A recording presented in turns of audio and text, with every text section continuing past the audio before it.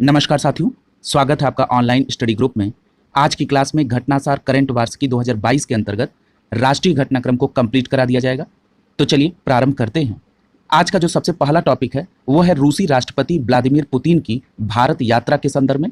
याद रखिएगा, भारत और रूस के बीच द्विपक्षीय शिखर वार्ता के लिए 6 दिसंबर 2021 को रूस के राष्ट्रपति व्लादिमीर पुतिन एक दिवसीय यात्रा पर भारत आए थे।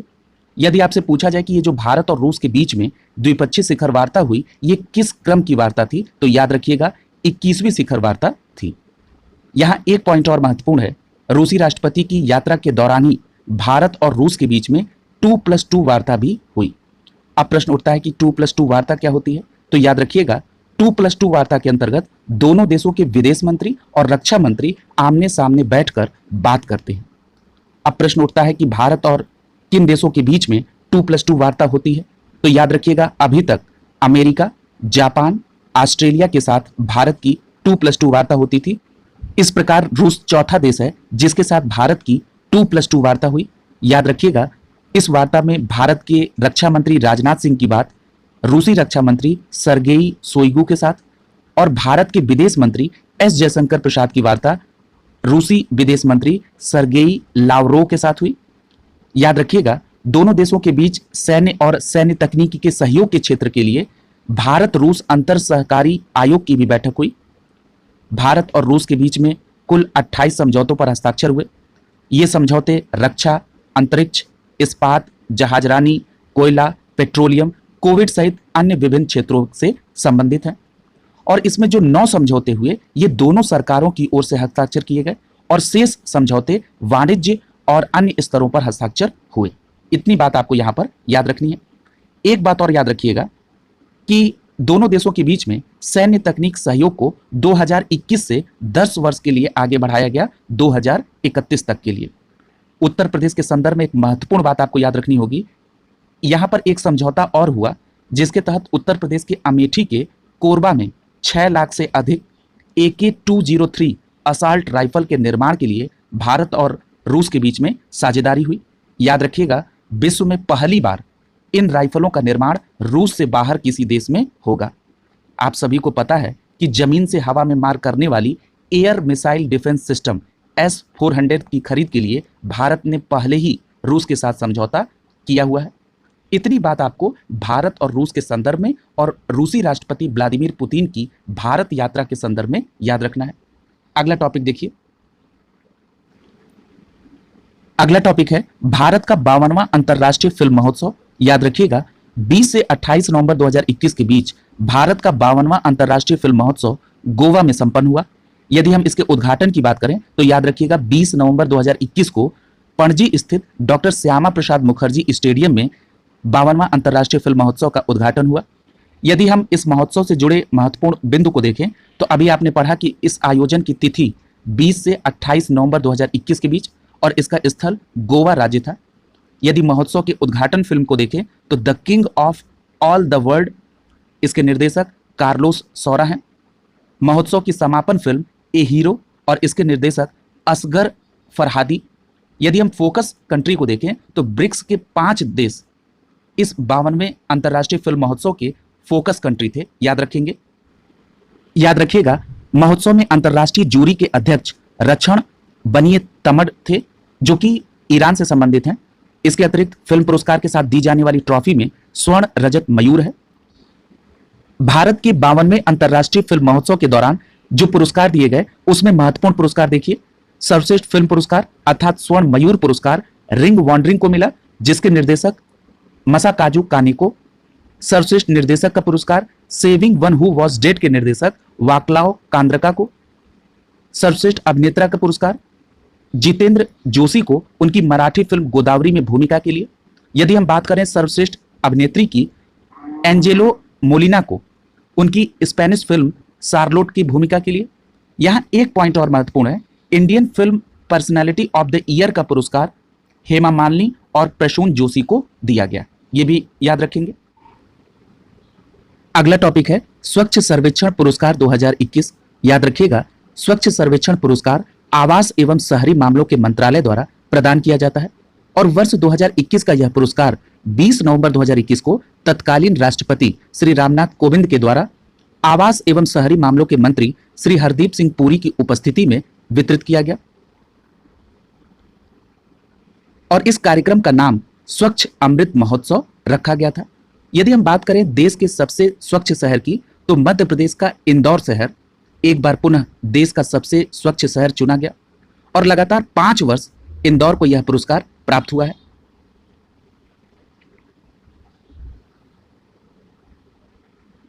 यहां पर यह जो स्वच्छता का पुरस्कार है, यह जनसंख्या के अनुसार विभिन्न श्रेणियों में दिया जाता है। सबसे पहली श्रेणी है 10 लाख से अधिक जनसंख्या वाले शहरों की। इसमें नंबर 1 पर इंदौर है, दूसरे नंबर पे सूरत है और तीसरे नंबर पर विजयवाड़ा है। याद रखिएगा, विजयवाड़ा आंध्र प्रदेश राज्य में है। और इस कैटेगरी में सबसे अंतिम स्थान कोटा का है, जो कि राजस्थान राज्य में है। यदि हम बात करें 1 लाख से 3 लाख तक की जनसंख्या वाले शहरों की, तो इस कैटेगरी में नंबर 1 पर नई दिल्ली एनडीएमसी, दूसरे नंबर पे अंबिकापुर जो कि छत्तीसगढ़ राज्य में है, तीसरे नंबर पे तिरुपति है। इस कैटेगरी में सबसे निचला स्थान सासाराम का है, जो कि बिहार राज्य में स्थित है। यदि हम बात करें 1 लाख से अधिक जनसंख्या वाले 25 टॉप शहरों की, तो इसमें नंबर 1 पर इंदौर है, दूसरे स्थान पर सूरत है और तीसरे स्थान पर विजयवाड़ा है। 1 लाख से कम जनसंख्या वाले शहरों की सूची में नंबर 1 पर महाराष्ट्र का वीटा है, दूसरे नंबर पे लोनावाला और तीसरे नंबर पे सासवड है। यदि हम बात करें कंटोनमेंट बोर्ड की कैटेगरी में, तो इस कैटेगरी में नंबर 1 स्थान अहमदाबाद कैंट का है। याद रखिएगा, पिछले वर्ष इस कैटेगरी में जालंधर कैंट का पहला स्थान था। यदि अहमदाबाद कैंट के बाद दूसरे स्थान पर देखें तो मेरठ कैंट है और तीसरे स्थान पर दिल्ली कैंट है। याद रखिएगा, मेरठ कैंट उत्तर प्रदेश के दृष्टिकोण से महत्वपूर्ण फैक्ट है। अगली कैटेगरी है राज्यों के पुरस्कार में 100 से अधिक शहरी स्थानीय निकाय वाले राज्यों में सबसे स्वच्छ राज्य का पुरस्कार छत्तीसगढ़ को प्राप्त हुआ है, दूसरे नंबर पर महाराष्ट्र है और तीसरे नंबर पे मध्य प्रदेश है। यदि हम 100 से कम शहरी स्थानीय निकाय वाले राज्यों को देखें तो इसमें नंबर 1 पर झारखंड है, दूसरे नंबर पे हरियाणा है और तीसरे नंबर पर गोवा है। याद रखिएगा, कचरा मुक्त शहरों की रेटिंग 2018 में शुरू की गई थी। यदि हम बात करें 5 स्टार रेटिंग वाले शहरों की, तो इसमें इंदौर, सूरत, नई दिल्ली एनडीएमसी, नवी मुंबई, अंबिकापुर, मैसूर, नोएडा, विजयवाड़ा और पाटन शहर शामिल हैं। याद रखिएगा, 143 शहरों को 3 स्टार रेटिंग की मान्यता प्राप्त हुई है। अगला टॉपिक है यूनेस्को के रचनात्मक शहरों की सूची में शामिल हुआ श्रीनगर। आप सभी को पता है, जम्मू कश्मीर की ग्रीष्मकालीन राजधानी श्रीनगर है और श्रीनगर को यूनेस्को के रचनात्मक शहरों के नेटवर्क में शामिल किया गया है। याद रखिएगा, 8 नवंबर 2021 को दुनिया भर के चुने गए 49 शहरों में श्रीनगर शामिल है। याद रखिएगा, इसके साथ ही साथ दुनिया के रचनात्मक शहरों की जो कुल संख्या है वो 90 देशों में 295 पहुंच गई है। यहां एक पॉइंट और महत्वपूर्ण है, मुंबई, चेन्नई, हैदराबाद, वाराणसी और जयपुर के बाद श्रीनगर की यह उपलब्धि हासिल करने वाला भारत का ये 6ठा शहर है। क्लियर है? अन्य शहरों के भी आप नाम याद रखेंगे। यदि आपसे पूछा जाए कि श्रीनगर शहर को किस क्षेत्र में शामिल किया गया है, तो आपका जवाब होगा शिल्प और लोक कला के क्षेत्र में। याद रखिएगा, इस क्षेत्र में जयपुर को पूर्व में ही शामिल किया जा चुका है। इस प्रकार श्रीनगर भारत का दूसरा शहर है जिसे शिल्प और लोक कला के क्षेत्र में शामिल किया गया है। आप सभी को पता है कि यूनेस्को रचनात्मक शहरों को 7 क्षेत्रों में नामित करता है: शिल्प, लोक कला, मीडिया कला, फिल्म डिजाइन, पाक कला, साहित्य और संगीत। याद रखिएगा, यूनेस्को के पास नाम भेजने का काम भारत में संस्कृति मंत्रालय के द्वारा किया जाता है। अगला टॉपिक है पब्लिक अफेयर्स इंडेक्स 2021। याद रखिएगा, बेंगलुरु स्थित गैर लाभकारी think tank public affairs centre अर्थात पीएसी के द्वारा पब्लिक अफेयर्स इंडेक्स की रिपोर्ट 2021 की जारी की गई। याद रखिएगा, ये 6ठा संस्करण था और इसमें 18 बड़े राज्यों में शीर्ष 3 स्थान पर केरल, तमिलनाडु और तेलंगाना है। यदि हम बात करें बड़े राज्यों की कैटेगरी में सबसे निचले स्थान पर, तो सबसे निचला स्थान उत्तर प्रदेश का है अर्थात उत्तर प्रदेश 18वें स्थान पर है। इसका स्कोर 1.418 है और टॉप 3 राज्यों को आप याद रखेंगे, नंबर 1 पे केरल, दूसरे नंबर पे तमिलनाडु और तीसरे नंबर पे तेलंगाना है। यदि हम छोटे राज्यों को देखें तो इसमें टॉप 3 पर नंबर 1 पे सिक्किम है, दूसरे नंबर पे मेघालय है, तीसरे नंबर पे मिजोरम है। यदि केंद्र शासित प्रदेश की कैटेगरी को देखें तो नंबर 1 पर पुडुचेरी है, दूसरे स्थान पर जम्मू कश्मीर है और तीसरे स्थान पर चंडीगढ़ आता है। याद रखिएगा, ये जो PAI 2021 यानी पब्लिक अफेयर्स इंडेक्स 2021 है, ये 5 विषयों, 14 सतत विकास लक्ष्यों और 43 संकेतकों के साथ इक्विटी, विकास और स्थिरता के 3 स्तंभों के आधार पर राज्य और केंद्र शासित प्रदेश को रैंक प्रदान करता है। और ये जो स्थिरता सूचकांक है, ये संसाधनों तक पहुंच और उपयोग के आधार पर राज्यों को रैंक प्रदान करता है और इसका प्रभाव अर्थव्यवस्था, पर्यावरण और मानव जाति पर पड़ता है। इतनी बात यहां पर आप पब्लिक अफेयर्स इंडेक्स 2021 के संदर्भ में याद रखेंगे। याद रखिएगा, पब्लिक अफेयर्स इंडेक्स अर्थात PAI 2021 में 5 केंद्र प्रायोजित योजनाओं को शामिल किया गया है। पहली योजना है महात्मा गांधी ग्रामीण रोजगार गारंटी योजना अर्थात मनरेगा। दूसरी योजना है राष्ट्रीय स्वास्थ्य मिशन। तीसरी योजना है एकीकृत बाल विकास सेवा। चौथी योजना है समग्र शिक्षा अभियान और 5वीं योजना है मध्याह्न भोजन योजना। यदि हम PAI 2021 के प्रमुख निष्कर्ष को देखें तो शीर्ष प्रदर्शनकर्ता में केरल, तमिलनाडु और तेलंगाना है, जो कि 2 स्तंभों में अपने लगातार प्रदर्शन के कारण टॉप 3 में शामिल हैं। ये जो 2 स्तंभ हैं, उसमें पहला स्तंभ है कोविड-19 प्रतिक्रिया सूचकांक और दूसरा स्तंभ है वर्ष प्रतिवर्ष प्रदर्शन और राज्यों का संकुल विश्लेषण। यदि हम बात करें मनरेगा कार्यक्रम की, तो याद रखिएगा मनरेगा के क्रियान्वयन में केरल इस श्रेणी में सबसे ऊपर है। यदि बात की जाए मध्याह्न भोजन योजना की, तो इसके क्रियान्वयन में गोवा शीर्ष पर है। समग्र शिक्षा अभियान के क्रियान्वयन में छत्तीसगढ़ शीर्ष पर है। राष्ट्रीय स्वास्थ्य मिशन के क्रियान्वयन में केरल शीर्ष पर है। एकीकृत बाल विकास सेवा योजना में उड़ीसा नंबर 1 पर है और कोविड-19 प्रतिक्रिया सूचकांक में केरल, तमिलनाडु और आंध्र प्रदेश टॉप 3 पर है। अगला टॉपिक है हुरून इंडिया परोपकार सूची 2021। याद रखिएगा, 3 नवंबर 2021 को एडेलगिव हुरून इंडिया परोपकार सूची 2021 जारी की गई। इस सूची में पहला स्थान विप्रो के संस्थापक अध्यक्ष अजीम प्रेमजी को मिला है। याद रखिएगा, वित्तीय वर्ष 2020-21 में अजीम प्रेमजी ने 9,713 करोड़ रुपए दान दिया। यदि एक दिन में इसको देखा जाए तो ये 27 करोड़ रुपए आता है। दूसरे स्थान पर HCL के शिव नादर हैं, जिन्होंने 1,263 करोड़ रुपए वार्षिक दान दिया है। तीसरे स्थान पर रिलायंस इंडस्ट्रीज के अध्यक्ष मुकेश अंबानी हैं। इन्होंने अपने परिवार के साथ 577 करोड़ रुपए वार्षिक दान दिया है। यहां पर नीचे देखिए लिस्ट बनी हुई है, इसमें चौथे स्थान पर कुमार मंगलम बिरला का स्थान है, याद रखेंगे। अगला टॉपिक देखिए, अगला टॉपिक है समुद्रयान परियोजना। याद रखिएगा, 29 अक्टूबर 2021 को केंद्रीय राज्य मंत्री स्वतंत्र प्रभार डॉक्टर जितेंद्र सिंह ने आधिकारिक तौर पर चेन्नई में समुद्रयान परियोजना नामक भारत की पहली मानव युक्त महासागर मिशन का शुभारंभ किया है। याद रखिएगा, इस परियोजना को कहां से प्रारंभ किया गया था? तो चेन्नई से प्रारंभ किया गया था। और किसके द्वारा? तो केंद्रीय मंत्री डॉक्टर जितेंद्र सिंह के द्वारा। यदि हम बात करें यूनिक ओशन मिशन की, तो इस यूनिक ओशन मिशन का उद्देश्य है उप समुद्री गतिविधियों के संचालन हेतु गहरे पानी के अंदर मानव युक्त वाहन का प्रयोग करना। याद रखिएगा, इस तकनीक के साथ भारत इस तरह के पानी के नीचे वाहन चलाने के लिए संयुक्त राज्य अमेरिका, रूस, जापान, फ्रांस, चीन जैसे देशों के एलिट क्लब में शामिल हो गया है। याद रखिएगा, समुद्रयान राष्ट्रीय महासागर प्रौद्योगिकी संस्थान के महासागर मिशन का हिस्सा है और इस पूरी परियोजना के लिए 6,000 करोड़ रुपए का आवंटन किया गया है। ये बात यहां पर आप याद रखेंगे। याद रखिएगा, इस परियोजना के तहत गहरे पानी में चलने वाली सबमर्सिबल को मत्स्य 6000 कोड नेम दिया गया है। ये 6000 टाइटेनियम धातु से बना है। इसका व्यास 2.1 मीटर है और यह यान 3 लोगों को समुद्र की गहराई में ले जाने में सक्षम है। एक और महत्वपूर्ण पॉइंट कि इसे चेन्नई स्थित national institute of ocean technology अर्थात NIOT के द्वारा विकसित किया गया है। अगला टॉपिक है देवासरायम पिल्लई को संत की उपाधि दी गई है। याद रखिएगा, 15 मई 2022 को कन्याकुमारी में 18वीं सदी में जन्मे देवासरायम पिल्लई को वेटिकन में संत की उपाधि दी गई है। याद रखिएगा, यह उपाधि वेटिकन के पोप फ्रांसिस के द्वारा दी गई है। यहां एक बात और याद रखिएगा, पहली बार किसी आम भारतीय ईसाई को यह उपाधि दी गई है और देवासरायम ने 1745 में स्वयं को हिंदू से ईसाई धर्म में परिवर्तित किया और अपना नाम रखा लेजरस। याद रखिएगा, क्षेत्रीय भाषा में दोनों शब्दों का अर्थ होता है ईश्वर जिसकी सहायता करते हैं। अगला टॉपिक देखिए,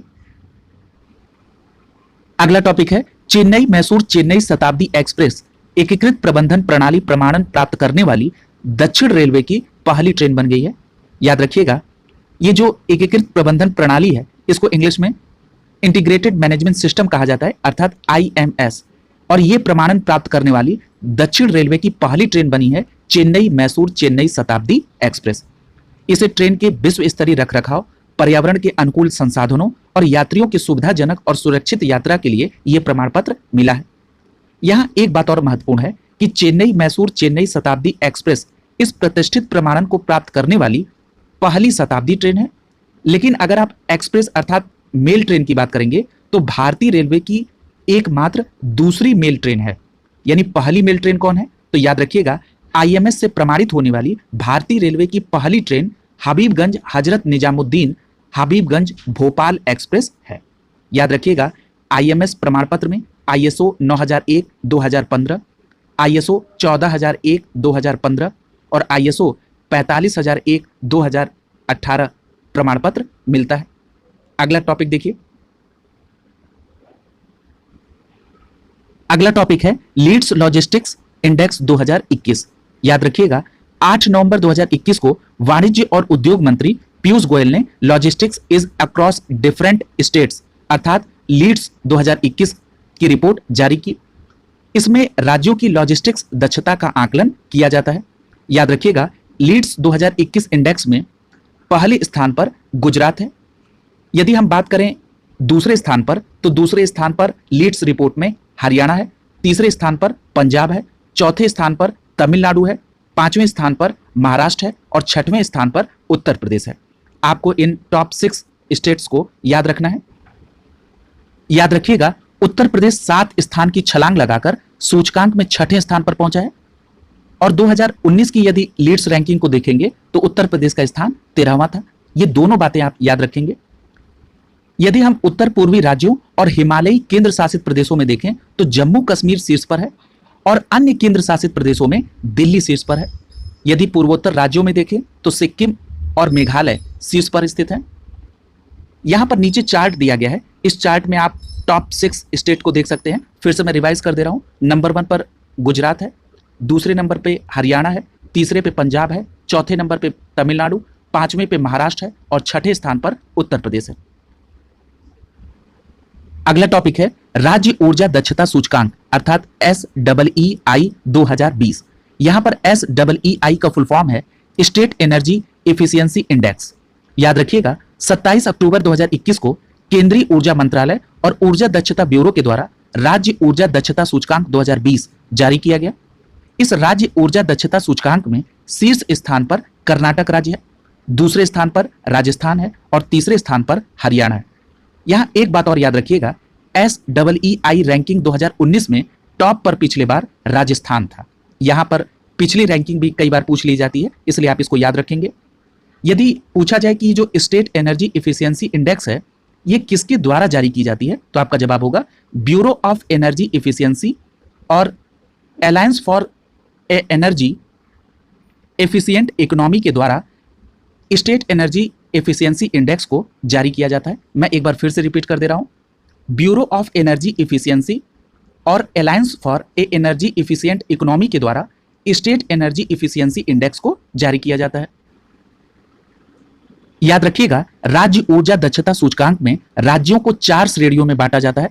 पहली श्रेणी में 30 अंक से नीचे के स्कोर वाले जिनको एस्पिरेंट कहा जाता है, दूसरी श्रेणी में 30 से 50 स्कोर वाले जिनको हिंदी में दावेदार कहा जाता है और इंग्लिश में कंटेंडर कहा जाता है, तीसरी श्रेणी में 50 से 60 स्कोर वाले जिनको अचीवर्स कहा जाता है और चौथी कैटेगरी है 60 अंक से ऊपर स्कोर वाले जिनको फ्रंट रनर राज्य कहा जाता है। याद रखिएगा, इस ऊर्जा दक्षता में 36 राज्य और केंद्र शासित प्रदेशों के प्रदर्शन का आकलन किया जाता है। अगला टॉपिक देखिए। यहां पर चार्ट के माध्यम से राज्य ऊर्जा दक्षता सूचकांक 2020 में राज्यों की रैंकिंग और उनके स्कोर दिए गए हैं। अभी हमने आपको बताया कि कर्नाटक इस सूचकांक में नंबर 1 पर है, दूसरे नंबर पे राजस्थान है और तीसरे नंबर पे हरियाणा है। यदि हम उत्तर प्रदेश के स्थान को देखें तो इस सूचकांक में उत्तर प्रदेश का 9वां स्थान है और उत्तर प्रदेश का स्कोर 35.5 है। अगला टॉपिक देखिए। अगला टॉपिक है mapping India's climate vulnerability assessment 2021। यदि आपसे पूछा जाए कि इस रिपोर्ट को किसके द्वारा जारी किया गया, तो याद रखिएगा 26 अक्टूबर 2021 को ऊर्जा, पर्यावरण और जल परिषद, जो कि एक गैर लाभकारी नीति अनुसंधान संस्थान है, इसके द्वारा mapping India's climate vulnerability assessment 2021 को जारी किया गया। और यदि पूछा जाए कि इस रिपोर्ट का शीर्षक क्या था, तब आपका जवाब होगा mapping India's climate vulnerability a district level assessment. याद रखिएगा इस रिपोर्ट ने अपनी तरह का पहला क्लाइमेट वल्नरेबिलिटी इंडेक्स भी लॉन्च किया है। इस सूचकांक में भारत के 640 जिले शामिल हैं और एक महत्वपूर्ण बात कि इसमें 463 जिले अत्यधिक बाढ़, सूखा और चक्रवात की चपेट में हैं। याद रखिएगा यदि भारत में सर्वाधिक जलवायु भेद्यता वाले राज्यों की रैंकिंग को देखें तो नंबर 1 पर असम है, दूसरे नंबर पे आंध्र प्रदेश है, तीसरे नंबर पे महाराष्ट्र है, चौथे पे कर्नाटक है और 5वें नंबर पे बिहार है। याद रखिएगा रिपोर्ट में भारत के सर्वाधिक जलवायु से प्रभावित जिलों के अगर नाम देखें तो नौगांव असम का, खम्माम तेलंगाना का, चेन्नई तमिलनाडु राज्य का, गजपति नागाराम आंध्र प्रदेश का, सांगली महाराष्ट्र का, ये जिले इसमें शामिल हैं। अगला टॉपिक देखिए, भारत का भू स्थानिक ऊर्जा मानचित्र। याद रखिएगा 18 अक्टूबर 2021 को नीति आयोग ने भारत का भू स्थानिक ऊर्जा मानचित्र लॉन्च किया है, जो कि पारंपरिक बिजली संयंत्रों, तेल और गैस कुओं, पेट्रोलियम रिफाइनरियों, कोयला क्षेत्रों और कोयला ब्लॉक जैसे देश के सभी ऊर्जा संस्थानों की समग्र तस्वीर को प्रदान करता है। याद रखिएगा नक्शा भारतीय अंतरिक्ष अनुसंधान संगठन अर्थात इसरो और भारत सरकार के ऊर्जा मंत्रालय के सहयोग से नीति आयोग के द्वारा जारी किया गया है। अगला टॉपिक देखिए, अगला टॉपिक है महाराष्ट्र स्वयं की वन्य जीव कार्य योजना को मंजूर करने वाला पहला राज्य बन गया है। 12 अक्टूबर 2021 को राज्य वन्य जीव बोर्ड की 17वीं बैठक में महाराष्ट्र सरकार ने अपनी स्वयं की वन्य जीव कार्य योजना 2021 से 2030 जारी की है, जो कि अगले 10 वर्षों में लागू किया जाएगा। याद रखिएगा महाराष्ट्र अपनी स्वयं की वन्य जीव कार्य योजना पारित करने वाला भारत का पहला राज्य बन गया है। यहां एक पॉइंट और परीक्षा के दृष्टिकोण से महत्वपूर्ण है कि बोर्ड के द्वारा विदर्भ क्षेत्र के चंद्रपुर जिले में ताडोबा अंधारी टाइगर रिजर्व की सीमा को 79 वर्ग किलोमीटर बढ़ाने की मंजूरी दी है। यहां से आपसे सीधा प्रश्न पूछा जा सकता है कि ताडोबा अंधारी टाइगर रिजर्व कहां पर स्थित है, तो आपका जवाब होगा महाराष्ट्र राज्य के विदर्भ के क्षेत्र में चंद्रपुर जिले में ताडोबा अंधारी टाइगर रिजर्व स्थित है। अगला देखिए, राज्य सरकार के स्वामित्व वाली पहली वन्य जीव डीएनए प्रयोगशाला। याद रखिएगा 22 अक्टूबर 2021 को तत्कालीन महाराष्ट्र के मुख्यमंत्री उद्धव ठाकरे ने नागपुर महाराष्ट्र में क्षेत्रीय फोरेंसिक विज्ञान प्रयोगशाला में भारत की पहली राज्य सरकार के स्वामित्व वाली वन्य जीव डीएनए परीक्षण विश्लेषण प्रयोगशाला का उद्घाटन किया। याद रखिएगा इस अवसर पर उन्हें निर्भया योजना के तहत मुंबई और पुणे में 3 फास्ट ट्रैक डीएनए परीक्षण इकाइयों का भी शुभारंभ करने का अवसर प्राप्त हुआ। याद रखिएगा वर्तमान समय में देहरादून और हैदराबाद में 2 वन्यजीव डीएनए परीक्षण प्रयोगशालाएं हैं, जो कि केंद्र सरकार के स्वामित्व में हैं। जबकि जो नागपुर में लॉन्च की गई है प्रयोगशाला, ये भारत में पहली राज्य सरकार के स्वामित्व वाली प्रयोगशाला है। याद रखिएगा प्रयोगशाला विशेष रूप से यौन अपराधों से बच्चों के संरक्षण संबंधी पॉस्को अधिनियम 2012 के तहत दर्ज मामलों से निपटेगी और इस प्रयोगशाला को केंद्र सरकार की निर्भया योजना के तहत 53 करोड़ रुपए की लागत से विकसित किया जाएगा। अगला टॉपिक है देश का पहला अल्कोहल संग्रहालय। याद रखिएगा अक्टूबर 2021 में गोवा के कैंडोलिम बीच में देश का पहला अल्कोहल संग्रहालय खोला गया और इस संग्रहालय में शताब्दियों पुराने अल्कोहल के बॉटल्स, ग्लास वेवर और उपकरण रखे गए हैं। याद रखिएगा इस पहले अल्कोहल संग्रहालय का नाम ऑल अबाउट अल्कोहल म्यूजियम रखा गया है। याद रखिएगा गोवा का जो कैंडोलिम बीच है ये अपने अल्कोहली पेय पदार्थ फेनी के लिए विश्व प्रसिद्ध है। और एक और महत्वपूर्ण बात कि 2016 में फेनी को गोवा का हेरिटेज ड्रिंक भी घोषित किया जा चुका है। ये पूरी बात आप याद रखेंगे। अगला टॉपिक देखिए,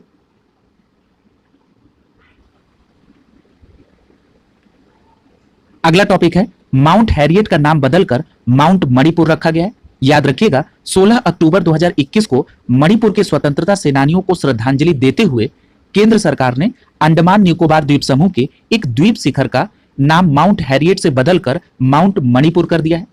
याद रखिएगा, मणिपुर राज्य ने वर्ष 1857 की क्रांति और 1891 के एंग्लो मणिपुर युद्ध के दौरान अंग्रेजों के विरुद्ध विद्रोह में महत्वपूर्ण भूमिका निभाई थी।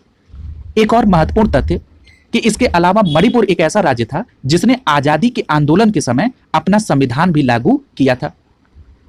याद रखिएगा, माउंट हैरियट जो अब माउंट मणिपुर बन गया है, अंडमान निकोबार द्वीप समूह का यह तीसरी सबसे ऊंची चोटी है। आपके दिमाग में एक प्रश्न बन रहा होगा कि माउंट हैरियट का नाम बदलकर माउंट मणिपुर क्यों किया गया, और जो कि अंडमान निकोबार द्वीप में है। तो याद रखिएगा, यहां पर एंग्लो मणिपुर युद्ध के दौरान मणिपुर के महाराजा कुलचंद्र ध्वज सिंह और उनके 22 अन्य स्वतंत्रता सेनानियों को यहीं पर कैद किया गया था। इसलिए इन स्वतंत्रता सेनानियों को श्रद्धांजलि देते हुए इसका नाम माउंट मणिपुर रखा गया। अगला टॉपिक देखिए।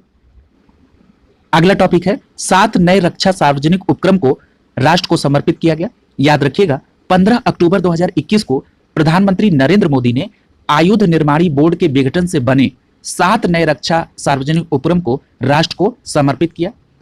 यदि हम इन 7 नए रक्षा सार्वजनिक उपक्रम के नाम को देखें तो पहला है मुनिशंस इंडिया लिमिटेड, दूसरा है आर्मर्ड व्हीकल्स निगम लिमिटेड, तीसरा है advanced weapons and equipment India limited, चौथा है ट्रूप कंफर्ट्स लिमिटेड, पांचवा है यंत्र इंडिया लिमिटेड, छठवां है इंडिया ऑप्टेल लिमिटेड और सातवां है ग्लाइडर्स इंडिया लिमिटेड। अगला टॉपिक देखिए। अगला टॉपिक है NIRF रैंकिंग 2021।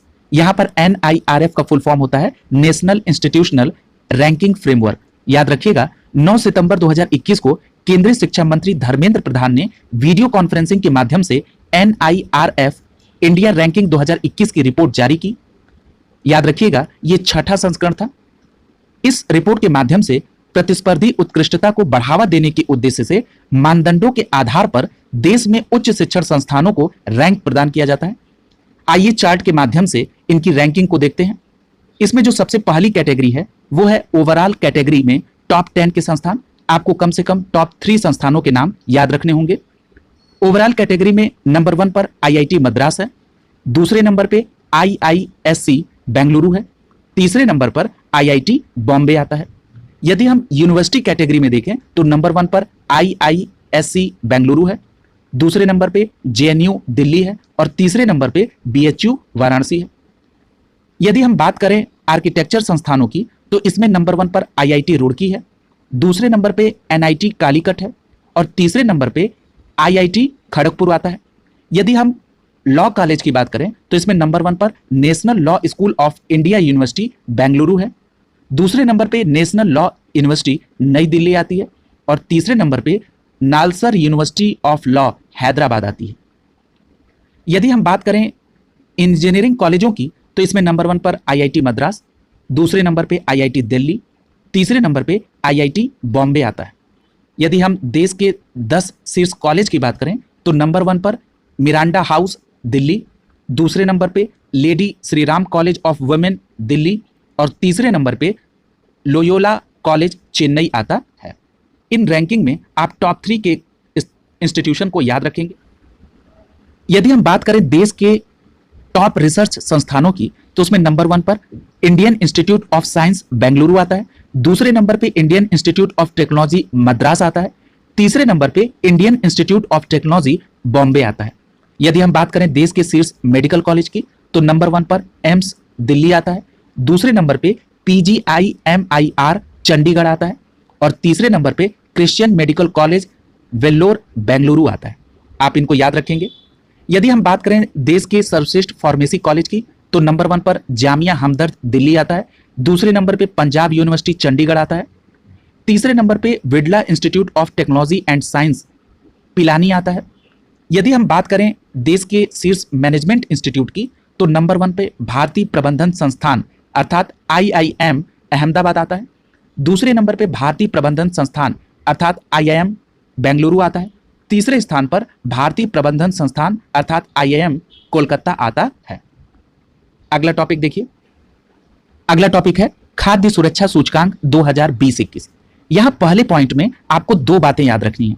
पहली बात, खाद्य सुरक्षा सूचकांक किसके द्वारा तैयार किया गया? तो आपका जवाब होगा खाद्य सुरक्षा के 5 मानदंडों में राज्यों के प्रदर्शन को मापने के उद्देश्य से भारतीय खाद्य सुरक्षा और मानक प्राधिकरण, जिसको शॉर्ट फॉर्म में FSSAI कहा जाता है, इसके द्वारा तीसरा राज्य खाद्य सुरक्षा सूचकांक तैयार किया गया। और दूसरा पॉइंट कि इसे कब और किसके द्वारा जारी किया गया? तो याद रखिएगा 20 सितंबर 2021 को केंद्रीय स्वास्थ्य और परिवार कल्याण मंत्री मनसुख मांडविया के द्वारा जारी किया गया। अगला पॉइंट देखिए, याद रखिएगा देश भर में खाद्य सुरक्षा पारिस्थितिक तंत्र के पूरक के रूप में 19 मोबाइल फूड टेस्टिंग वैन को भी इस अवसर पर शुरू किया गया और इस प्रकार अब मोबाइल टेस्टिंग वैन की कुल संख्या देश में 109 हो गई है। यदि हम राज्यों को रैंकिंग में देखें तो खाद्य सुरक्षा मानकों के मामले में बड़े राज्यों में गुजरात शीर्ष स्थान पर है, उसके बाद दूसरे स्थान पर केरल है और तीसरे स्थान पर तमिलनाडु है। यदि हम छोटे राज्यों में देखें तो छोटे राज्यों में नंबर 1 पर गोवा है, दूसरे नंबर पे मेघालय है और तीसरे नंबर पे मणिपुर है। यदि हम केंद्र शासित प्रदेश की बात करें तो केंद्र शासित प्रदेश में नंबर 1 पर जम्मू कश्मीर है, दूसरे नंबर पे अंडमान निकोबार है और तीसरे नंबर पे दिल्ली आता है। इतनी बात यहां पर आप खाद्य सुरक्षा सूचकांक के संदर्भ में याद रखेंगे। अगला टॉपिक है 13वें ब्रिक्स शिखर सम्मेलन से संबंधित। याद रखिएगा 9 सितंबर 2021 को प्रधानमंत्री नरेंद्र मोदी ने वीडियो कॉन्फ्रेंसिंग के माध्यम से दुनिया के 5 बड़े देशों ब्राजील, रूस, भारत, चीन, दक्षिण अफ्रीका की सदस्यता वाले संगठन ब्रिक्स के 13वें शिखर सम्मेलन की अध्यक्षता की। यदि बात की जाए भारत के नेतृत्व वाले 13वें ब्रिक्स सम्मेलन के विषय की तो याद रखिएगा BRICS @15 intra BRICS cooperation for continuity, consolidation and consensus, यानी ब्रिक्स @15 निरंतरता, समेकन और अंतर सहमति के लिए ब्रिक्स का सहयोग था। याद रखिएगा 13वें ब्रिक्स शिखर सम्मेलन का समापन नई दिल्ली घोषणा पत्र के स्वीकार के साथ हुआ। याद रखिएगा यह तीसरी बार था जब भारत ने ब्रिक्स शिखर सम्मेलन की मेजबानी की थी। इसके पहले भारत ने 2012 और 2016 में ब्रिक्स की अध्यक्षता की थी और प्रधानमंत्री नरेंद्र मोदी का यह दूसरी बार ब्रिक्स शिखर सम्मेलन की अध्यक्षता थी। इसके पहले उन्होंने 2016 में गोवा शिखर सम्मेलन की अध्यक्षता की थी। याद रखिएगा 2021 में ब्रिक्स के अध्यक्ष के रूप में भारत ने ब्रिक्स सम्मेलन के 4 प्राथमिकताओं वाले क्षेत्र पर प्रकाश डाला था। इसमें पहला क्षेत्र था बहुपक्षीय प्रणाली में सुधार, दूसरा क्षेत्र था आतंकवाद विरोधी सहयोग और तीसरा क्षेत्र था सतत विकास लक्ष्यों अर्थात SDG को प्राप्त करने के लिए डिजिटल और तकनीकी उपकरणों का उपयोग करना और चौथा क्षेत्र था लोगों से लोगों के आदान प्रदान को बढ़ावा देना। अगला टॉपिक देखिए,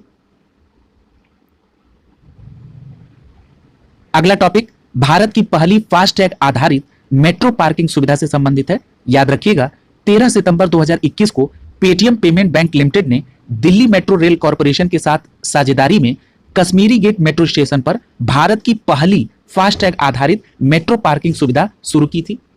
यहां पर एक बात याद रखिएगा, इससे पार्किंग के लिए जो काउंटर पर रुकने और नकद भुगतान की जो समस्या थी अब वो समाप्त हो जाएगी। अगला टॉपिक देखिए, अगला टॉपिक है भारत का पहला लग्जरी क्रूज लाइनर लॉन्च किया गया। याद रखिएगा 18 सितंबर 2021 को Indian railway catering and tourism corporation, जिसका शॉर्ट फॉर्म है IRCTC, इसने भारत में पहले स्वदेशी लग्जरी क्रूज को लॉन्च किया। याद रखिएगा भारत के पहले लग्जरी क्रूज के प्रचार और विपणन के लिए messrs waterways leisure tourism private limited के द्वारा संचालित कार्डेलिया क्रूज के साथ एक समझौता किया गया है। अगला टॉपिक है भारत में शहरी नियोजन क्षमता में सुधार पर नीति आयोग की रिपोर्ट। याद रखिएगा नीति आयोग ने भारत में शहरी नियोजन क्षमता में सुधार शीर्षक के साथ एक रिपोर्ट जारी की है जो भारत में शहरी नियोजन क्षमता को बढ़ाने के उपाय प्रस्तुत करती है और इस रिपोर्ट को 16 सितंबर 2021 को जारी किया गया। आइए इस रिपोर्ट में कुछ महत्वपूर्ण बिंदुओं को देखते हैं। इस रिपोर्ट के अनुसार प्रत्येक शहर को 2030 तक सभी के लिए स्वस्थ शहर बनने की आकांक्षा अपनाने की सलाह दी गई है। साथ ही साथ रिपोर्ट में 5 वर्ष की अवधि के लिए 500 स्वस्थ शहर कार्यक्रम नामक केंद्रीय क्षेत्र की योजना चलाने की भी सिफारिश की गई है। याद रखिएगा रिपोर्ट के अनुसार शहरी विकास में 2036 तक कुल जनसंख्या वृद्धि 73% तक बढ़ने की संभावना व्यक्त की गई है। याद रखिएगा, भारत में विश्व की दूसरी सबसे बड़ी नगरीय व्यवस्था है, जिसमें कुल वैश्विक शहरी आबादी के 11% लोग रहते हैं। अगला टॉपिक देखिए, देश के 2 समुद्री तट कोवलम और एडन को ब्लू फ्लैग प्रमाण पत्र मिला है। याद रखिएगा, 21 सितंबर 2021 को पर्यावरण, वन और जलवायु मंत्री भूपेंद्र यादव के द्वारा तमिलनाडु के कोवलम और पुडुचेरी के ईडन समुद्री तट को ब्लू फ्लैग प्रमाण पत्र दिया गया। इस तरह से भारत में ब्लू फ्लैग प्रमाण पत्र प्राप्त करने वाले समुद्री तटों की संख्या अब 10 हो गई है। यह सिद्ध करता है कि तटीय और समुद्री पारिस्थितिक तंत्र की रक्षा और संरक्षण के लिए भारत की प्रतिबद्धता को विश्व स्तर पर मान्यता मिल रही है।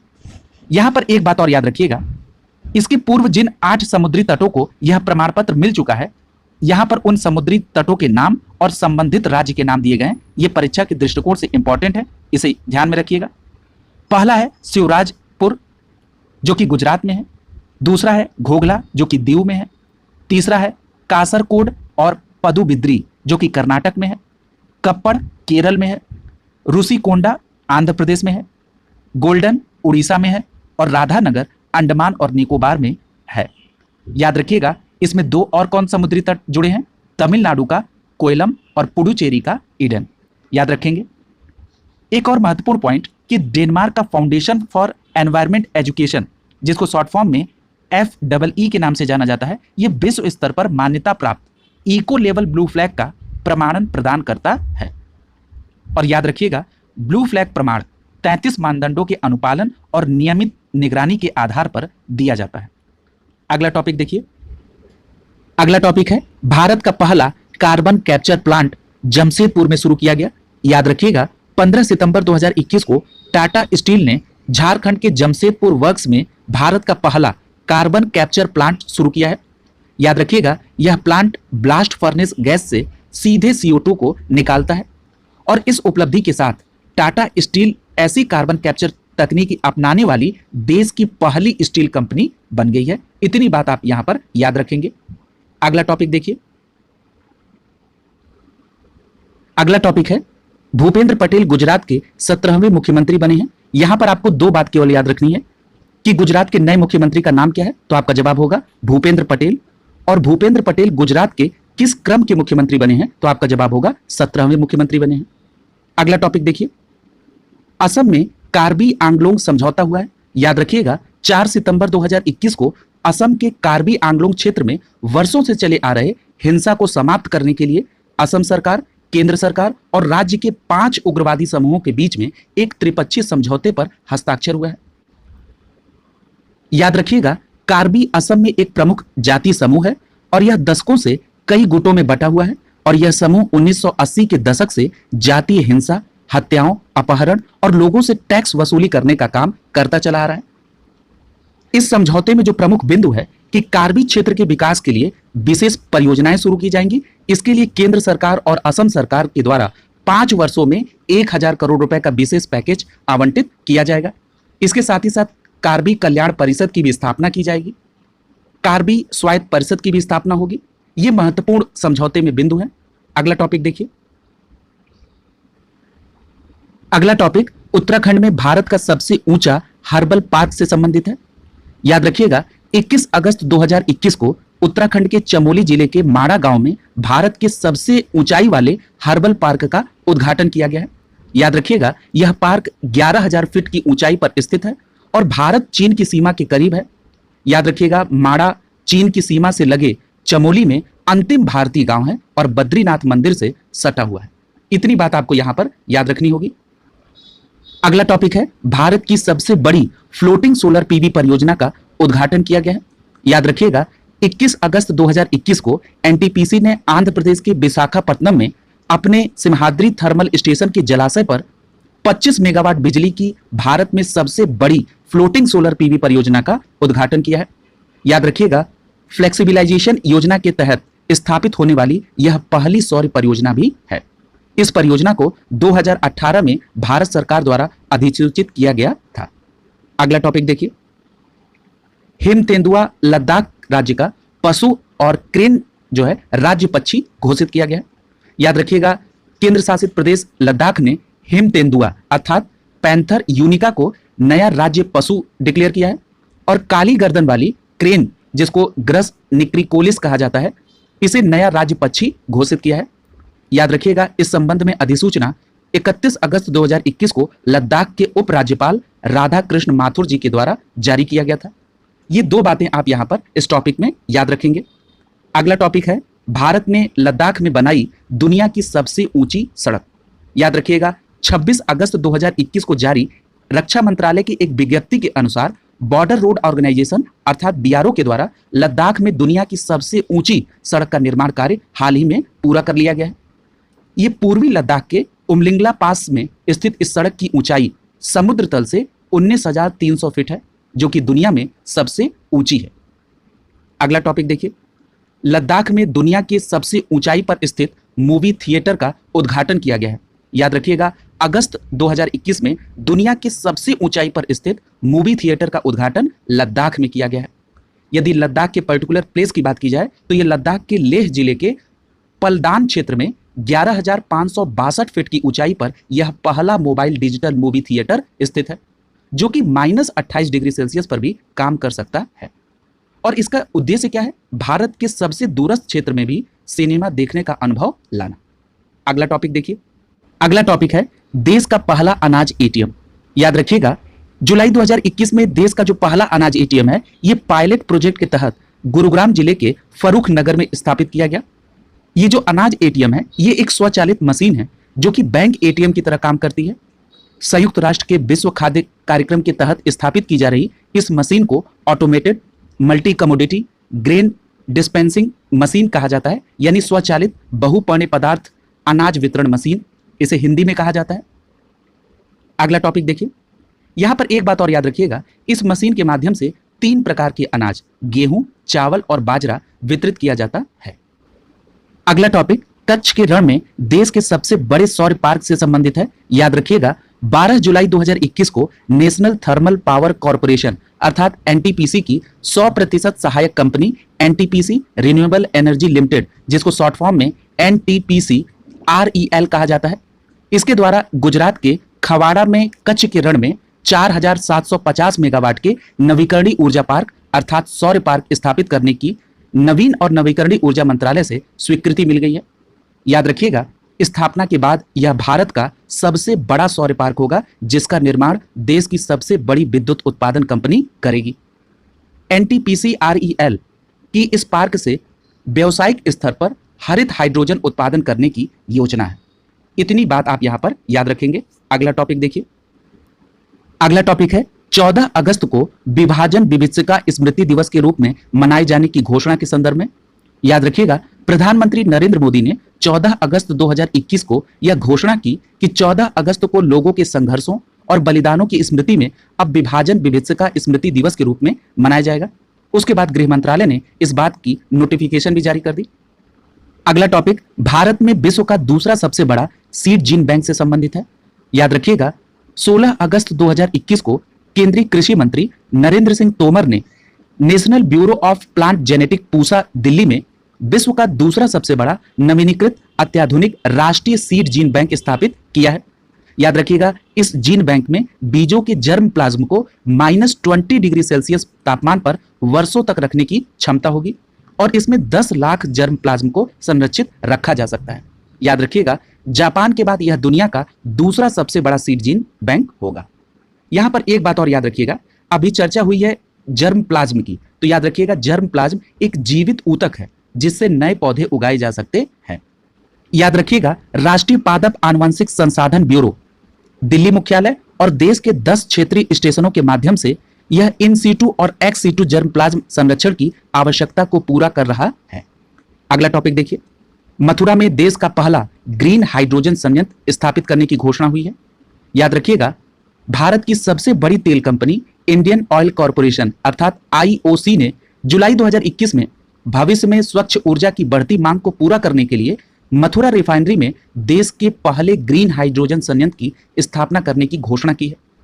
यहां पर एक बात और याद रखिएगा कि यह परियोजना ग्रे हाइड्रोजन से संबंधित है, जहां उत्पादन के लिए प्राकृतिक गैस जैसे जीवाश्म ईंधन का प्रयोग किया जाएगा और मथुरा को ताज ट्रेपेजियम जोन अर्थात TTZ से इसकी निकटता के आधार पर इसको चुना गया है और भविष्य में रिफाइनरी में कार्बन उत्सर्जन ईंधन की जगह पर ग्रीन हाइड्रोजन का अधिक से अधिक उपयोग होगा। अगला देखिए, अगला टॉपिक हैदराबाद में भारत का पहला उच्च राख कोयला गैसीकरण आधारित मेथनॉल उत्पादन संयंत्र से संबंधित है। याद रखिएगा, भारत हैवी इलेक्ट्रिकल्स लिमिटेड, जिसको भेल के नाम से जानते हैं, अनुसंधान एवं विकास केंद्र हैदराबाद में भारत के पहले स्वदेशी रूप से डिजाइन किए गए उच्च राख कोयला गैसीकरण पर आधारित मेथनॉल संयंत्र का उद्घाटन किया गया। यहां पर एक बात महत्वपूर्ण है कि भारत का जो पहला उच्च राख कोयला गैसीकरण आधारित मेथनॉल संयंत्र है, यह कहां पर स्टैब्लिश किया जा रहा है, तो याद रखिएगा हैदराबाद में। इस परियोजना को विज्ञान एवं प्रौद्योगिकी विभाग द्वारा वित्त पोषित किया गया था, जिसने नीति आयोग और पीएमओ भारत सरकार और कोयला मंत्रालय की पहल पर 10 करोड़ रुपए का अनुदान प्रदान किया था। अगला टॉपिक भारत की सबसे बड़ी ओपन एयर फर्नरी से संबंधित है। याद रखिएगा, उत्तराखंड के अल्मोड़ा जिले के रानीखेत में 12 सितंबर 2021 को भारत की सबसे बड़ी ओपन एयर फर्नरी का उद्घाटन किया गया। फर्नरी बड़ी संख्या में फर्न प्रजातियों का घर है और फर्नरी में फर्न प्रजातियों का जो सबसे बड़ा संग्रह है, जो केवल Jawaharlal Nehru tropical botanical garden and research institute, जिसको शॉर्ट फॉर्म में TBGRI कहते हैं, तिरुवनंतपुरम के बाद दूसरे स्थान पर है। लेकिन अगर हम ओपन एयर फर्नरी की बात करेंगे तो प्राकृतिक परिवेश में देश की पहली ओपन फर्नरी है, जो कि फॉली हाउस सेड हाउस के अंतर्गत नहीं है। कौन सी? जो रानीखेत में स्टैब्लिश की गई है।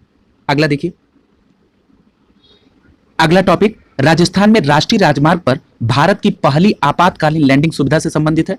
याद रखिएगा, 9 सितंबर 2021 को केंद्रीय रक्षा मंत्री राजनाथ सिंह और केंद्रीय राजमार्ग मंत्री नितिन गडकरी ने राजस्थान के एक राष्ट्रीय राजमार्ग पर आपातकालीन लैंडिंग सुविधा का उद्घाटन किया। और ये जो आपातकालीन लैंडिंग सुविधा है, इसका निर्माण राजस्थान राज्य के बाड़मेर में राष्ट्रीय राजमार्ग अर्थात NH 925A के सट्टा गंधव खंड पर किया गया है। इस अवसर पर वायुसेना के C-130J सुपर हरकुलिस परिवहन विमान ने यहां आपातकालीन लैंडिंग की। किस विमान ने यहां पर लैंडिंग की थी? C-130J सुपर हरकुलिस परिवहन विमान ने यहां पर लैंडिंग की थी। यह पहला मौका है जब भारतीय वायुसेना के विमान की आपातकालीन लैंडिंग के लिए राष्ट्रीय राजमार्ग, जिसका नाम क्या था? NH 925A, इसका प्रयोग किया गया।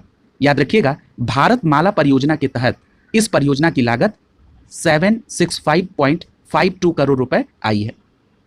अगला टॉपिक देखिए, अगला टॉपिक पूर्वोत्तर क्षेत्र जिला SDG सूचकांक 2021-22 से संबंधित है। याद रखिएगा, 26 अगस्त 2021 को नीति आयोग और पूर्वोत्तर क्षेत्र विकास मंत्रालय के द्वारा सतत विकास लक्ष्यों को स्थानीय बनाने की दिशा में पूर्वोत्तर क्षेत्र जिला सतत विकास लक्ष्य सूचकांक रिपोर्ट और डैश बोर्ड 2021-22 के पहले संस्करण को जारी किया गया। याद रखिएगा, इसमें तकनीकी समर्थन संयुक्त राष्ट्र विकास कार्यक्रम के द्वारा दिया गया। यह सूचकांक 8 पूर्वोत्तर राज्यों के लिए जारी किया गया था। और याद रखिएगा, पूर्वी सिक्किम इस क्षेत्र में पहले स्थान पर है। इसके बाद गोमती और उत्तरी त्रिपुरा जिला दूसरे स्थान पर आता है। इतनी बात आपको यहां पर याद रखनी है। अगला टॉपिक भारत और मालदीव के बीच ग्रेटर माले कनेक्टिविटी प्रोजेक्ट पर समझौते से संबंधित है। याद रखिएगा, 27 अगस्त 2021 को भारत की आर्थिक मदद से तैयार होने वाली ग्रेटर माले कनेक्टिविटी परियोजना, जिसको शॉर्ट फॉर्म में GMCP कहते हैं, इसके लिए मालदीव के राष्ट्रीय योजना, आवास और बुनियादी ढांचा मंत्रालय और मुंबई स्थित भारतीय कंपनी एफकॉन के बीच में समझौता किया गया। याद रखिएगा, इस परियोजना को भारत से 100 मिलियन अमेरिकी डॉलर का अनुदान और 400 मिलियन अमेरिकी डॉलर की लाइन ऑफ क्रेडिट अर्थात LOC के द्वारा वित्त पोषित किया गया है। इस योजना के तहत माले में 6.74 किलोमीटर लंबा पुल सेतु लिंक तैयार किया जाएगा और यह परियोजना राजधानी माले को निकटवर्ती द्वीपों विलिंगली, गुल्हीफालू और थिलाफूशी को जोड़ेगी। अगला टॉपिक देखिए, अगला टॉपिक भारत और बांग्लादेश के मध्य मालगाड़ी परिवहन की शुरुआत से संबंधित है। याद रखिएगा, भारतीय रेलवे और बांग्लादेश रेलवे के संयुक्त प्रयास से भारत और बांग्लादेश के बीच बहाल हुए हल्दीबाड़ी, जो कि भारत में है, और चिलाहाटी रेल मार्ग, जो कि बांग्लादेश में है, के मध्य मालगाड़ियों का नियमित संचालन शुरू हो गया है। याद रखिएगा, भारतीय रेलवे ने पूर्वोत्तर सीमांत रेलवे के दामदिम स्टेशन से पत्थरों से लदी पहली मालगाड़ी बांग्लादेश के लिए 1 अगस्त 2021 को रवाना कर दी है। याद रखिएगा 17 दिसंबर 2020 को हल्दीबाड़ी चिलाहाटी रेल लिंक को यात्रियों और माल आवाजाही के लिए खोल दिया गया था। भारत और बांग्लादेश को जोड़ने के लिए 5 लिंक संचालन शुरू किया जा चुका है। कई बार यहां से सीधे प्रश्न पूछे जा चुके हैं। याद रखिएगा पहला लिंक है पेट्रापोल से बेनापोल तक। पेट्रापोल भारत में है, बेनापोल बांग्लादेश में है। दूसरा लिंक है गेडे से दर्शन तक। गेडे भारत में है, दर्शन बांग्लादेश में। तीसरा लिंक है सिंहबाद से रोहनपुर तक। सिंहबाद भारत में है और रोहनपुर बांग्लादेश में। चौथा लिंक है राधिकापुर से बिरोल तक। याद रखिएगा राधिकापुर भारत में है और बिरोल बांग्लादेश में। और जो नई लिंक शुरू की गई है वो है हल्दीबाड़ी से चिलाहाटी तक। हल्दीबाड़ी भारत में है और चिलाहाटी बांग्लादेश में।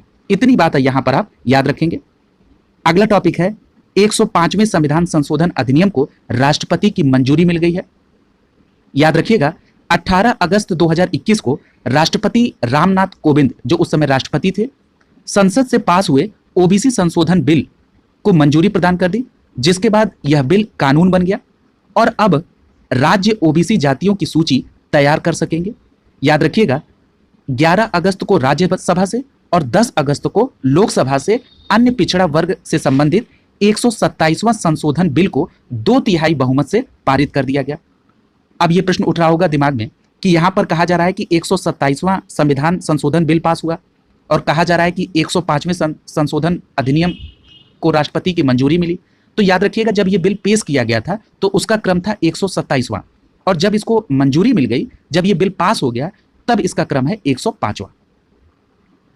याद रखिएगा इस संशोधन में अनुच्छेद 342A को जोड़ा गया है। इस 105वें संशोधन अधिनियम के अधिसूचित होने से केंद्र के साथ साथ राज्य को भी पिछड़ी जातियों की सूची तैयार करने का अधिकार एक बार पुनः प्राप्त हो जाएगा।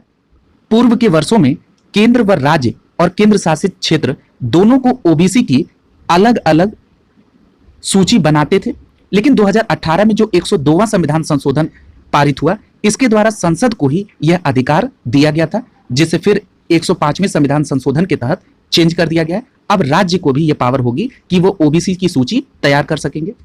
अगला टॉपिक देखिए, शिक्षक पर्व 2021। याद रखिएगा 7 सितंबर 2021 को प्रधानमंत्री नरेंद्र मोदी ने शिक्षक पर्व 2021 का उद्घाटन किया और एक वीडियो कॉन्फ्रेंसिंग के माध्यम से उद्घाटन सम्मेलन को संबोधित किया।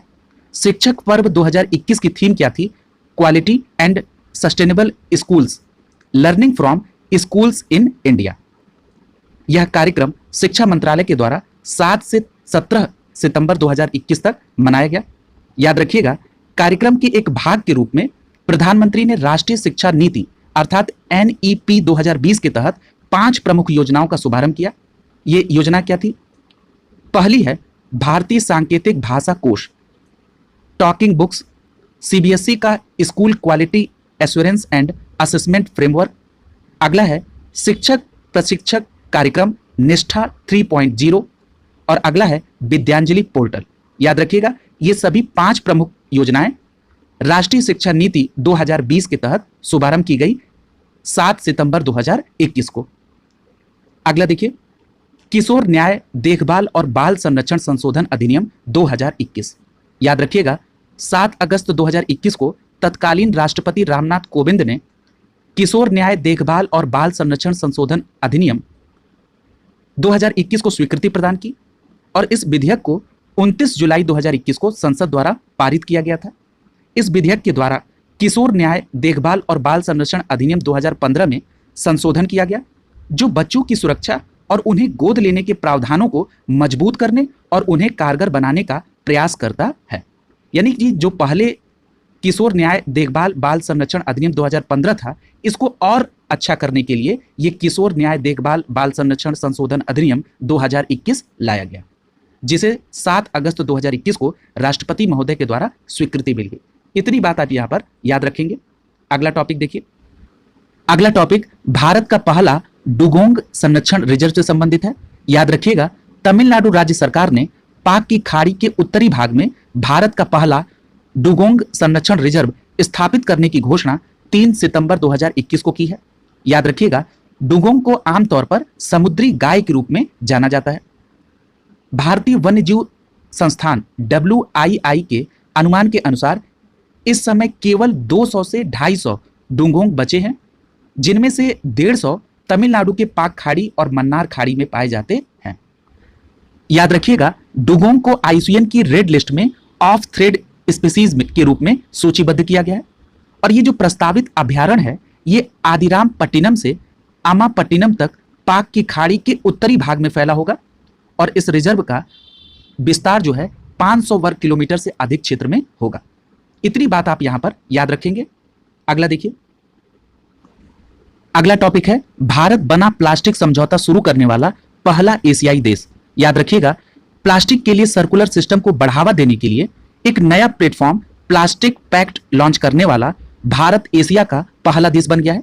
याद रखिएगा, भारतीय उद्योग परिसंघ अर्थात CII के द्वारा आयोजित 16वें सस्टेनेबिलिटी समिट में भारत में ब्रिटिश उच्चायुक्त अलेक्जेंडर एलिस के द्वारा 3 सितंबर 2021 को India plastic pact platform launch किया गया था। याद रखिएगा, ये जो नया प्लेटफॉर्म है, ये India plastic pact world wide fund for nature India अर्थात WWF इंडिया और भारतीय उद्योग परिसंघ यानी CII की एक संयुक्त पहल है। इतनी बात आप यहां पर याद रखेंगे। अगला टॉपिक देखिए, अगला टॉपिक है बाघों के बेहतर संरक्षण के लिए CATS मान्यता। याद रखिएगा, 29 जुलाई 2021 को अंतर्राष्ट्रीय बाघ दिवस के अवसर पर भारत की 14 टाइगर रिजर्व को ग्लोबल कंजर्वेशन एस्योर्ड अर्थात CA, टाइगर स्टैंडर्ड अर्थात TS मान्यता प्रदान की गई है। याद रखिएगा, वर्तमान में 13 टाइगर रेंज देश हैं। CATS, CA का फुल फॉर्म अभी आपने क्या पढ़ा है, कंजर्वेशन एस्योर्ड, और TS का फुल फॉर्म क्या पढ़ा है, टाइगर स्टैंडर्ड्स। विभिन्न मापदंडों का एक सेट है जो बाघ से जुड़े स्थलों को इस बात को जानने का अवसर देता है कि क्या उनके प्रबंधन से बाघों का सफल संरक्षण संभव हो रहा है, और इसे आधिकारिक तौर पर वर्ष 2013 में लॉन्च किया गया था। यहां पर 14 टाइगर रिजर्व जिन्हें CATS की मान्यता दी गई है, उनकी यहां पर सूची दी गई है और उनके संबंधित राज्य का भी नाम है। यह बहुत इंपॉर्टेंट है, इसको कवर कर लीजिए। असम में मानस और काजीरंगा और ओरांग टाइगर रिजर्व को CATS की मान्यता मिली है, यानी मानस, काजीरंगा और ओरांग टाइगर रिजर्व असम में है। मध्य प्रदेश राज्य में सतपुड़ा, कान्हा और पन्ना टाइगर रिजर्व को CATS की मान्यता मिली है। महाराष्ट्र राज्य में पेंच टाइगर रिजर्व को और बिहार में वाल्मीकि टाइगर रिजर्व को CATS की मान्यता मिली है। अगर हम बात करें उत्तर प्रदेश की, तो दुधवा टाइगर रिजर्व को CATS की मान्यता मिली। इसी प्रकार पश्चिम बंगाल में सुंदरबन टाइगर रिजर्व को, केरल में परम्बी कुलम टाइगर रिजर्व को और कर्नाटक में बांदीपुर टाइगर रिजर्व को। इसी प्रकार तमिलनाडु में मुदुमलाई और अन्नामलाई टाइगर रिजर्व को CATS की मान्यता मिली है। यहां पर सीधे करंट से भी प्रश्न पूछ सकता है और यहां सीधे टाइगर रिजर्व का नाम देकर उससे संबंधित स्टेट का भी नाम पूछा जा सकता है, इसलिए आप इसको याद रखेंगे। अगला टॉपिक देखिए, अगला टॉपिक राजस्थान के चौथे और भारत के 52वें टाइगर रिजर्व से संबंधित है। याद रखिएगा, जुलाई 2021 में राष्ट्रीय बाघ संरक्षण प्राधिकरण यानी NTCA ने राजस्थान के बूंदी जिले में रामगढ़ विषधारी वन्यजीव अभयारण्य को राज्य के चौथे टाइगर रिजर्व के रूप में परिवर्तित करने की मंजूरी दे दी और इसके बाद 16 मई 2022 को केंद्रीय पर्यावरण, वन एवं जलवायु परिवर्तन मंत्री भूपेंद्र यादव ने अभयारण्य को देश का 52वां टाइगर रिजर्व घोषित कर दिया। याद रखिएगा, रणथंभौर, सरिस्का, मुकुंदरा टाइगर रिजर्व के बाद राजस्थान राज्य का चौथा और देश का 52वां टाइगर रिजर्व बना है। क्या नाम है? Ramgarh Vishdhari tiger reserve. Clear है? अगला देखिए, याद रखिएगा, काकती रुद्रेश्वर मंदिर और धौलावीरा को यूनेस्को के विश्व विरासत स्थल में शामिल किया गया है। याद रखिएगा, जुलाई 2021 में यूनेस्को ने तेलंगाना में वारंगल स्थित काकती रुद्रेश्वर मंदिर को और गुजरात के कच्छ जिले में स्थित हड़प्पा कालीन स्थल धौलावीरा को विश्व विरासत सूची में शामिल किया है। याद रखिएगा, विश्व विरासत समिति की बैठक जो कि 44वीं बैठक थी, चीन की मेजबानी में 16 से 31 जुलाई 2021 के बीच संपन्न हुई। वर्चुअल तरीके से संपन्न इस बैठक में भारत के 2 स्थल जिनका जिक्र अभी हमने किया है, काकती रुद्रेश्वर मंदिर और धौलावीरा, इनको विभिन्न देशों के कुल 34 स्थलों के साथ विश्व विरासत की सूची में शामिल किया गया है। याद रखिएगा, ये जो काकती मंदिर है ये भारत का 39वां विश्व धरोहर होगा और जो धौलावीरा है ये भारत का 40वां विश्व धरोहर होगा। और यूनेस्को की विश्व विरासत सूची में शामिल भारत के स्थलों की संख्या अब 40 हो गई है। इसमें 32 सांस्कृतिक स्थल हैं, जबकि 7 प्राकृतिक स्थलों की श्रेणी में है और 1 मिश्रित स्थल की श्रेणी में शामिल है। इतनी बात यहां पर आप याद रखेंगे। अगला देखिए, यहां एक बात और याद रखिएगा, इससे यूनेस्को की जो विश्व विरासत सूची है उसमें शामिल स्थलों की संख्या अब 1154 हो गई है। अगला देखिए, अगला टॉपिक है 4 नए भारतीय स्थलों को रामसर साइट का दर्जा मिला है। याद रखिएगा, 13 अगस्त 2021 को 4 नए भारतीय स्थल को, जिनमें 2 हरियाणा में और 2 गुजरात में हैं, रामसर साइट का दर्जा प्राप्त हुआ है। याद रखिएगा, हरियाणा में जो 2 जगह है, पहली है भिंडावास, दूसरी है सुल्तानपुर। यदि गुजरात में पहला देखें तो थोल है और गुजरात का दूसरा है बाधवाना। क्लियर है? यहां पर हरियाणा के भिंडावास वन्य जीव अभयारण्य के संदर्भ में एक फैक्ट याद रखेंगे, ये मानव निर्मित ताजे जल की आर्द्रभूमि है, अर्थात ये मानव निर्मित मीठे जल की आर्द्रभूमि है। इसी तरह से गुजरात का जो बाधवाना आर्द्रभूमि है ये प्रवासी जल पक्षी की सर्दियों में यहां पर निवास करते हैं। अगला टॉपिक है बुजुर्गों के लिए जीवन गुणवत्ता सूचकांक 2021। याद रखिएगा, प्रधानमंत्री की आर्थिक सलाहकार परिषद के द्वारा 11 अगस्त 2021 को वरिष्ठ नागरिकों के लिए जीवन स्तर संबंधी रिपोर्ट जारी की गई और इस सूचकांक में 4 स्तंभ हैं: वित्तीय कल्याण, सामाजिक कल्याण, स्वास्थ्य कल्याण और आय सुरक्षा के द्वारा जीवन स्तर को निर्धारित किया जाना। याद रखिएगा, रिपोर्ट के अनुसार राजस्थान वरिष्ठ नागरिकों को सबसे अच्छा जीवन देने का अवसर दे रहा है। इसी प्रकार वरिष्ठ नागरिकों को कम जनसंख्या वाले राज्यों में हिमाचल प्रदेश अच्छा जीवन दे रहा है। पूर्वोत्तर राज्यों की बात करें तो मिजोरम और केंद्र शासित प्रदेश में चंडीगढ़ शीर्ष स्थान पर है। अगला टॉपिक है एशिया के सबसे लंबे हाई स्पीड ट्रैक का उद्घाटन किया गया है। याद रखिएगा, 29 जून 2021 को इंदौर के पीथमपुर में तत्कालीन केंद्रीय मंत्री प्रकाश जावड़ेकर ने एशिया के सबसे लंबे हाई स्पीड टेस्टिंग ट्रैक का वर्चुअली उद्घाटन किया। इस हाई स्पीड ट्रैक का प्रयोग ऑटोमोबाइल कंपनी ऑटोमोटिव और कंपोनेंट टेस्टिंग के लिए करेंगी। याद रखिएगा, 11.3 किलोमीटर लंबा यह ट्रैक एशिया का सबसे लंबा हाई स्पीड ट्रैक होने के साथ ही साथ दुनिया का 5वां सबसे बड़ा ट्रैक होगा। अगला टॉपिक एनीमिया मुक्त भारत सूचकांक 2020-21 से संबंधित है। याद रखिएगा, 3 जून 2021 को एनीमिया मुक्त भारत सूचकांक 2020-21 जारी किया गया और इस सूचकांक में पहले स्थान पर मध्य प्रदेश, दूसरे स्थान पर उड़ीसा और तीसरे स्थान पर हिमाचल प्रदेश है। यहां पर देखिए चार्ट में दिया गया है। चौथे स्थान पर हरियाणा है और 5वें स्थान पर आंध्र प्रदेश है। अगला टॉपिक देखिए, सतत विकास लक्ष्य इंडिया इंडेक्स 2020-21 से संबंधित है। याद रखिएगा, 3 जून 2021 को भारत के सतत विकास लक्ष्य अर्थात SDG सूचकांक का तीसरा संस्करण नीति आयोग के द्वारा जारी किया गया था।